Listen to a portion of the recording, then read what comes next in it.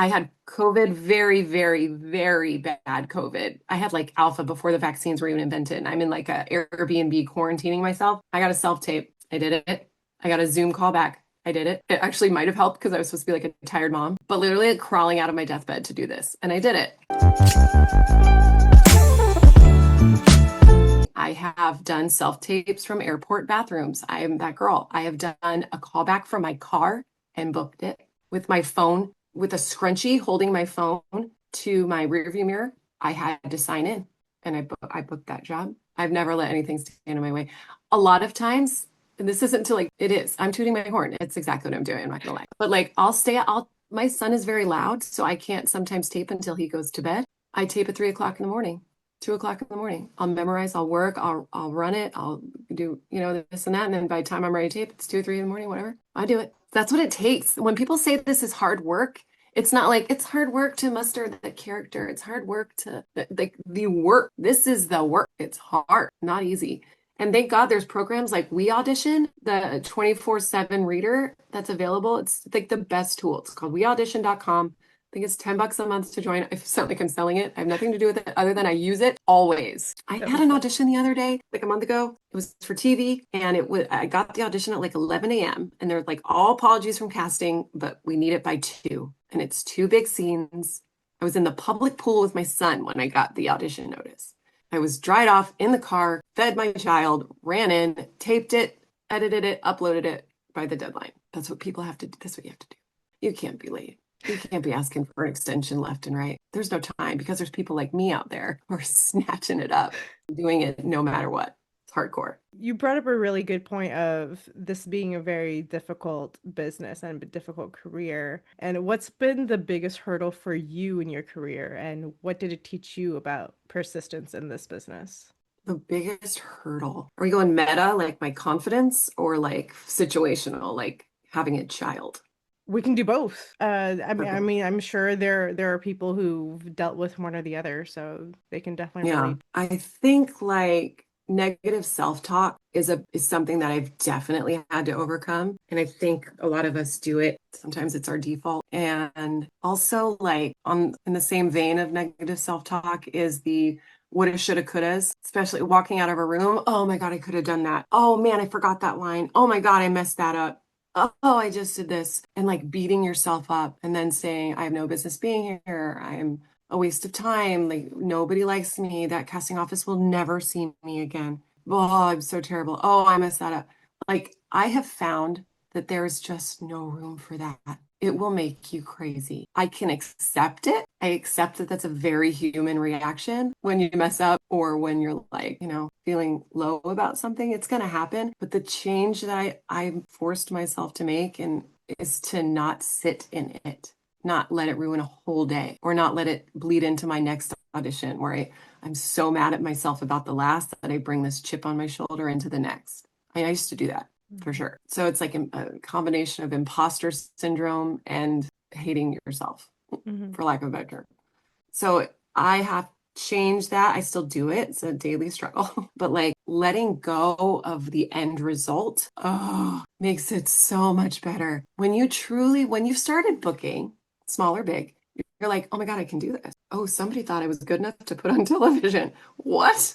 Are you kidding me? So it's like once you start believing that other people are right and maybe your negative self-talk is wrong, then like when you do turn in an audition, it's not like, oh, I better get this or I'm the worst. If I don't get this, it's because I messed that up. You just start thinking, oh, it's because I wasn't right for that part. Oh, somebody else was more right for it. Or, oh, maybe they'll save me for something else down the road. It could be 1 billion D things. And I think the more you research this industry, the more you watch the trades, you see, who books what and when they book and blah, blah, blah, blah, blah. It's like, it's not your number. It's not your number. It's not your day. It's not your job. It's not going to be your job, no matter how much you want it to be. So letting go of the end result makes auditioning so much more fun. Like right now, this audition is the job. This is my win. I got this opportunity to do this person. I'm gonna do her. I'm gonna have fun. It'll be great. And then letting it go into the ether, sealed with a kiss. Bye bye. Have fun. I hope the person you reach loves you. And that's it, because that's literally all you can do. It's the wasting time of like kicking yourself. I don't miss that. I don't like it. When I feel it coming on, I do something different. Go on a walk, get out of my house, go do something, engage with my beautiful family instead of stressing over my C-mail account or my Oh audition my ticket. Did I get a call back? Oh my God, oh what my did I do gosh. wrong to not get that call back? Make you I crazy. relate I'll make you crazy. I relate to Yeah. that so much because there Yeah. was like one time where I did an audition where I messed up in like a place or two, and then right after I got off the call I started crying. I was so extremely hard on myself. I started crying. I was like, oh my gosh, I messed it up. Oh, I'll tell you though, Jessica, messy, I feel like is better than being super perfect. Messing up a little bit makes you like so human and endearing. I've sent in so many tapes where I've messed up something and just sent it. Or like, yeah, that just wasn't perfect. That was like a little messy. Let me did one of those. I'll send it. Just being human people being human. It's okay. Messing up, it's okay. And you're playing a human, Yeah, and humans mess up naturally. totally do. Mess up their eyeline, forget who they're talking to all the time. or or just zone I out actually think entirely. I think it's a gift. I just did this in audition last night that I taped very late in the night last night, but still woke up at 6 to start my day. I forgot the line and it was a tape. So I knew I could do another take, but I was like, I was thinking, talking, other person says a line and I forget. And I go, yeah. And then the line came back to me and I said the line. But had I just stopped myself and been like, cut, because it was a terrible pause and I didn't remember, I would have lost the wonderful magic that ended up being that little beat. It was like a really human little beat, and then start saying the line because we don't have lines in real life. We're not like ready for the next thing. Sometimes we do stop and think and pick our brain. Yeah, yeah, It's yeah, fine. It's a yeah. gift. One and another thing that you mentioned was having a kid, which anybody who is, starting a family and getting into acting, or has a family and is getting into acting, how do you deal with that? It's the best thing I ever did in my whole entire life. Plus, I have like a kick-ass partner, so that's helpful. But something that, and I won't judge because everybody's got their own path, but like I see a lot of people put life on hold for acting, and that makes me a little sad. And I did it for a long time. And when I finally released me of that prison, I went and lived, actually did much better in my acting. I'll hear people be like, "Oh, I can't get married until I've booked a guest star too." I really don't want to jump into this relationship. I'm so focused on my career. I'm so focused on and any career. It isn't just acting. And then like all of a sudden, all this time has gone by, and maybe they've collected their 5 co-stars. Maybe the guest star crept up somewhere in there. Great, but like I wouldn't have traded these 12 years with my little for anything in the world, especially not this fickle career. God love it. But like, you gotta live your life. And having a life, relationships, messy little humans running around, it adds so many layers to who you are as an actor. Like, if you're just in this weird little vacuum of your tripod and ring light, and then you wake up 10 years later and it's just you and your tripod and ring light, the lack of dimensional experience in that has got to show. So, anyway, long story short, whether it's creating a family or trying another like big thing, do it. Write the book you want to write. Do your podcast. You want to learn to hike Kilimanjaro, then go out there and be passionate about it. It's like there's so many like ride or dies with acting. Like it's only acting and I'm so laser focused. I just feel bad. Life experiences make you a well-rounded actor, which I have learned in recent years because I was just like so single-minded focused on acting that I think COVID changed a lot of that for me.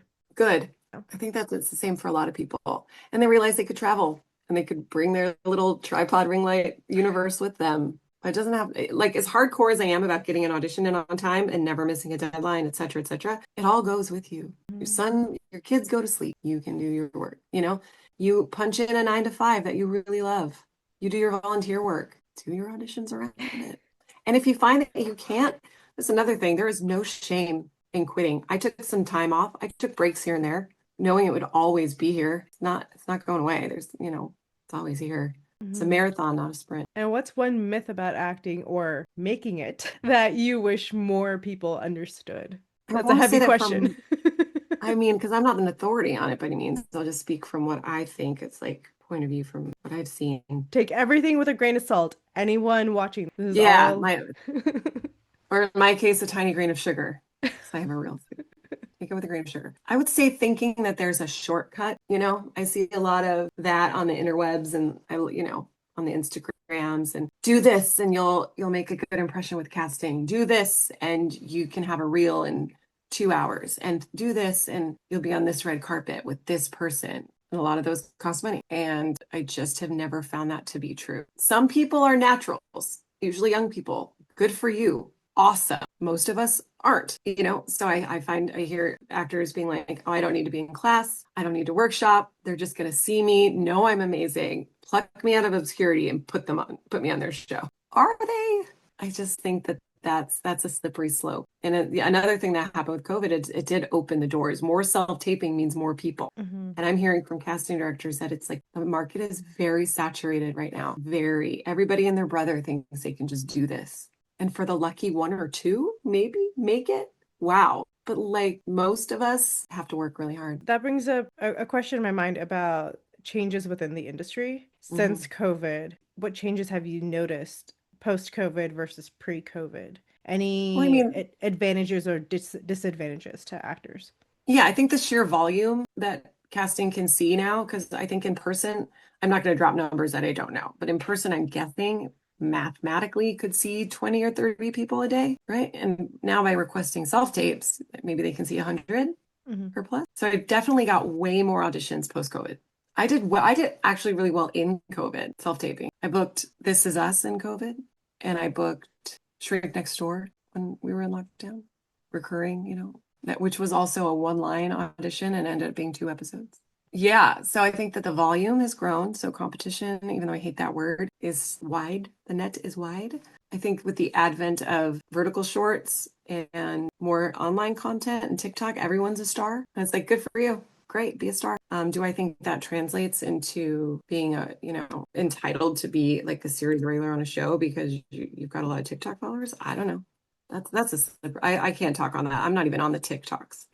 But I just think that there's a lot of people trying to do very, very, very few jobs. You got to be good. And I think networking has changed, Jessica.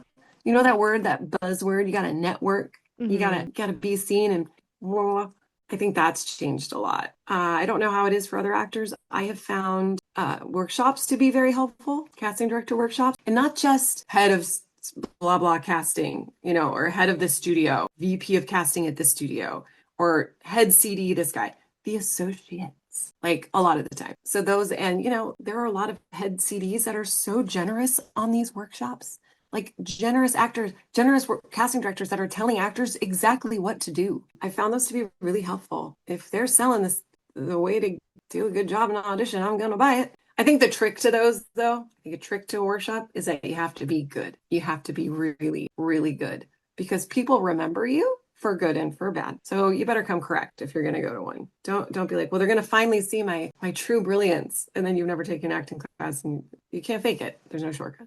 I mean, speaking of networking, I wanted to ask you of like, what's the right way to go about it without seeming salesy? Sometimes it just feels kind of like, ugh, like I don't want to be like, they know why I'm trying to talk to them, and Of it course they makes do. me Don't be feel, cringe. yeah, it just makes me feel like I'm forcing it. Can I speak specifically on commercials for that? Sure. Following casting directors who cast commercials is very smart on Instagram. A lot of times, a lot of these amazing offices are posting on Instagram stories or whatnot. Hey guys, we're looking for real baristas. Hey guys, we're looking for tattoo artists. Hey guys, we're looking for people who speak XYZ language. And if that's you, and they're like, DM us. And if that's you and you bring that special something and you DM them, or they say email us and you email them, oh my gosh, you just answered their problem. You're their solution today. Talk about networking. That is like a great foot in the door. And even if you don't end up with the audition or end up getting the job or anything, you still, in a very professional way, reached out and said, hey, that's me. I can actually do that. If you need me, I'm available. And then not being weird about it, right? Again, we'll go back to my I'm not cool. My baseline is not chill. The email that I want to send when they say, hey, we need people who can type 70 words per minute. Oh, I can do that. Hi, my name is Annie Karstens. You might remember me from blah, blah, blah, blah, blah. Well, I used to work at a restaurant, and boy, do I have personality from all those years of serving. Then I transitioned into being a receptionist. That's where I learned to type. No, don't do that. Hey, saw your post. able to type 70 words a minute, available local to LA. Thanks so much. Straight to the point. That's it. That's why they will love you. That's what they'll love you for, and then not emailing them every week. Hey, you got any more special roles? Like, no, be cool, be chill, be cool, but be the answer to their problem. Absolutely. So that's a really easy way to network. When it comes to casting or TV and film, I don't know what to tell you. Show up on time, be good, know the material, let them hear you, have pretty good quality of tape. You don't even need a professional background anymore. Just have a good quality of tape where they can hear you, see you, and you're good. They will remember you. People don't trust that anymore. People think they need to like have pizzazz or like put on the Ritz. It's like they do. They see you that you're good and that you made this like great tape. Whether you're right for the role or not, they'll remember you. That's the best networking. It's just So looking back, what's something that you wish you had known earlier in your career that would have saved you time and money and stress? when I first got to LA, I went to this like networking event and it was for like some studio. And they're like, hey, for just $250, you can be a part of our website. And we're going to have casting agents and reps look at your profiles and watch your footage. And then you're going to be a star. And bet you're sure as SHIT. I gave them my money. Nothing happened. And I just be wary of that kind of stuff. Another thing I wish I'd known too when I first started was how valuable self-submissions are. A lot of people are like, oh, I can't act until I get an agent. Well, how am I supposed to get footage if I don't have an agent? Oh, get it yourself. And you can, especially in this day and age when you can make a movie with an iPhone. Like there's really cool filmmakers out there looking for cast. So I used to sit back and wait for auditions to land in my lap. And then a smart person was like, just go on Actors Access and submit yourself. Go on Casting Networks, go on Casting Frontier, submit yourself. So I started to do that. And that's how I got the ID Discovery. Do it. Just don't go submit yourself. Don't wait for somebody else to make it magically happen for you. Put the power back in your hands. That's right. You can't work if you're not present and accounted for. So make yourself present and accounted for. And you never know. There could be bigger productions lurking on these self-submissions. That's honestly what I mean, me starting my YouTube channel, it's me putting power back in my hands of putting myself on camera. Because I'm like, well, I'm not getting work, so I'm gonna That's the put next myself. evolution, right? Is to create your own content, make your own ticket. Totally. I did a web series, me and my neighbors, we put together this funny web series. It was called Fearing the Walking Dead in Los Angeles. And it was like a spoof on Fear the Walking Dead. And it was like all of us just being idiot LA people trying to survive the apocalypse. It got so many views, like hundreds of thousands. Like it was funny. And did we have a blast? Yes. Made our own stuff. Keep making your own stuff. I mean, this kind of goes hand in hand with my next question of like, since acting isn't guaranteed, are there any like habits and mindsets that have helped you keep going and keep being motivated during slower seasons? Yeah. I mean, besides living life, being active and actually having a life so that when you don't get a job, your whole world doesn't crumble down because you already have a world. That's pretty great. I have this little saying where I'm like, okay, so I might be in a lull. It's 2 weeks since I've had an audition. I want to get down on myself. I want to like let go. I want to not. I have a saying, always be ready. Always be ready. Always be ready. That for me looks like self-care in a way. So funny. Friday, I had a hair appointment and I was going to cancel it because I was like, I don't have any auditions. I'm just going to get weird and like look crazy. It doesn't matter. But I went, got my hair done, just like I was going to get new headshots the next day. I got a nice look. I got an audition stepping out of the salon where my hair was actually like a cute part. Would I have been able to get an appointment with my gal that same day? Probably not. So just staying on top of like what makes me feel good as a performer, class, working with my friends. When my friend says, hey, you want to do this funny TikTok short, even though I don't actually have the TikTok. Saying yes and then flexing my muscles in that way, saying yes to stuff like this, saying yes when someone asks for help. And then all of a sudden I'm a reader and I'm flexing my muscles in a way that I forgot how to use as a reader because when there's something mental that happens when you're always on camera and you're never the one behind the camera, you kind of lose that sense of generosity. So saying yes when people need me as a reader, absolutely. And that keeps me ready, keeps you ready, keeps you accessible. So yeah, there's lots of stuff. Great. And one last question for you. So a lot of people who want to get into acting, they do wonder, like, how do I even begin? Where do I start? So for anyone who's watching this, who's just starting out and doesn't know where to go, where would you suggest they begin looking? What's one practical step that they could take this week to move closer to their first whatever. Get in a class, create community. Remember when I said when I was 11 years old that I found my people and that gave me the confidence and the drive to want to like stay with my people? You got to find your people. And if acting is your life, then those are going to be your people. So find a studio where there's a nice ongoing class, a scene study, a foundation class where you're learning things, that you're not like come out of the womb knowing this, that, and the other. So find a nice community. If you don't know what you're doing, it's got to be class, right? You don't want to step directly onto set and be like, even if it's a student film, you want to come with a little bit of foundation, right? If you don't have class, find the local community theater. There's always a community theater. Those weirdos, God bless us, we're everywhere. Find community theater and do that. That's it. I mean, some people go to school for this. That's cool. I went to performing arts high school, but that was it. But if it's for you, if school is for you, then find a local school program that has it. That's what I'd say. Margie Haber Studio was a big turning point for me, Jessica, because I was so beaten down, like running around by myself, trying to do this and that in LA and la la la la. When I got plugged into Margie's and I found my community again, it changed everything for me. Because this isn't a solo endeavor. As much as we feel alone with our ring lights and tripod, this isn't a solo thing. It can't be. Never. I don't think it ever will be. So yeah, that would be my best advice. And also, I lied. My actual last question Uh, is what's next for you I in mean, your... Matlock, my episode airs October 12th. Very exciting. I got to spend 5 days with the Kathy Bates, Emmy nominated Kathy Bates, who is absolutely like the most wonderful woman ever. So was Sky Marshall. She plays Olympia. She was just talk about generous actors. She was fantastic too. So I'm very excited for that. I'm in a movie called Fade to Black, and it's a Legion M film. And I don't know when that's going to start promoting. We shot it over the summer, and that was a really great role for a casting director that I absolutely love. I've got a commercial coming out. I think it'll be in October for Toyota. So keep your eyes peeled for that. And I will do another plug for this, come as you are kind of plug. I do not look that attractive in this upcoming commercial. And that's great. I mean, I can't tell you the last time I wore makeup in an audition. Honestly, I just don't even do it anymore. I just own it. I own everything and it's working. Matlock, my audition for Matlock, not a stitch of makeup, no concealer, no eye mascara, nothing. It's like what you see is what you get. And it's working out. Oh my gosh, I wish Unless, I the could. role calls for like a PR woman who's really done up, then you're going to do yourself up a little bit.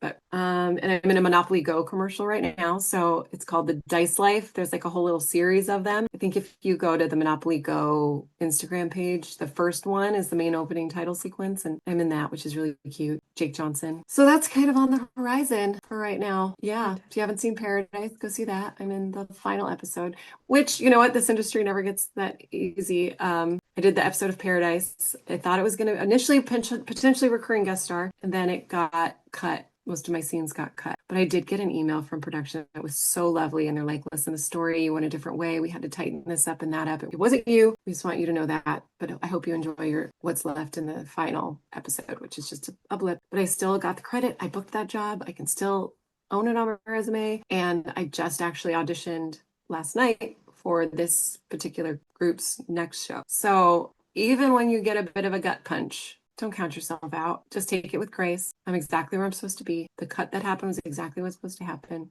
And burn no bridges. When one That's door what's next for me. closes, another opens. Always, always, There's always something good around the corner. always. Treat people with respect. Be professional. Show up. Handle yourself with grace, gratitude. There'll always be something next. Thank you so much. Oh my gosh, this is so wonderful having you on my show. Yay, sorry if I overshared. I do tend to do that. Oh no, this is really great because not a lot of people get to hear for the nitty-gritty of like trying to make it in this business. And everyone always sees the glamour side, but it's the 99% of the job, the non-glamour side that you don't really hear much of, especially from a working actor, not like an A-lister. Don't be offended. Can I talk about that real quick? Another Yeah. thing that really helped me on my journey is letting go of that. I have no intention or expectation of ever being an A-lister or even a name actor. I don't care. Someone called me a journeyman the other day, and I was like, that's the best compliment I could get. Totally. I'll be a journeyman, journeywoman. I want to work. I want to bloom where I'm planted, but I don't need to be famous. And letting go of that, what a relief. That's really great. Just letting go of everything that you can't really control. Only doing things that you can. Yeah, so no, this is Thank you like for a having lot me, of... Jessica. Yes, no, this is a lot of really great insight. I know so many people are gonna anyone who's an aspiring actor or filmmaker or storyteller is gonna be learning a lot from everything that you just said. Thank you for joining me on this episode of Coffee Break Convos with Jessica. Keep learning, keep growing, and don't be afraid to write your own story. And we'll see you next time on Coffee Break Convos for another great conversation. Be sure to like and subscribe to be notified of new videos every week, and comment below on what you learned from the insights that Annie gave in this conversation. And I will see you next time. Bye.